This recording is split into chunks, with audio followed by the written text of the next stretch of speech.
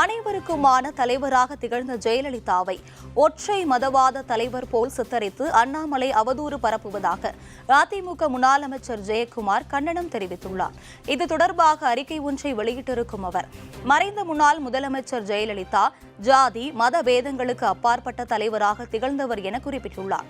இந்து, இஸ்லாம், கிறிஸ்தவம் உள்ள அனைத்து மதங்களுக்கும் பொதுவாக விளங்கியவர் ஜெயலலிதா என்று ஜெயக்குமார் கூறியிருக்கிறார். பாபர் மசூதி இடிக்கப்பட்ட போது, பல மாநிலங்களில் கலவரம் வெடித்த போது தமிழ்நாட்டில் எந்தவித வன்முறைக்கும் இடமளிக்காமல் பார்த்துக் கொண்டவர் ஜெயலலிதா எனவும் ஜெயக்குமார் தெரிவித்துள்ளார். பாஜக மாநில தலைவர் அண்ணாமலை தன்னை அடையாளப்படுத்திக் கொள்வதற்காக ஜெயலலிதா மீது அவதூறு பரப்பும் நோக்கில் ஒற்றை மதவாதத்தை ஆதரித்த தலைவர் போல சித்தரிப்பது கண்டனத்துக்குரியது என ஜெயக்குமார் விமர்சித்துள்ளார்.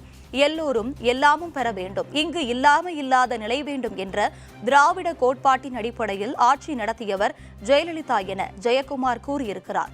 ஜெயலலிதா தனது ஆட்சி காலத்தில் முதன்முதலாக திருக்கோவில்களில் அன்னதான திட்டத்தை தொடங்கி வைத்தவர் என ஜெயக்குமார் கூறியுள்ளார். இதேபோல் புனித ரமலான் மாதத்தில் மசூதிகளில் நோன்பு கஞ்சி தயாரிக்க அரிசி வழங்கும் திட்டத்தையும் ஜெயலலிதா கொண்டு வந்தார் என ஜெயக்குமார் தனது அறிக்கையில் தெரிவித்துள்ளார்.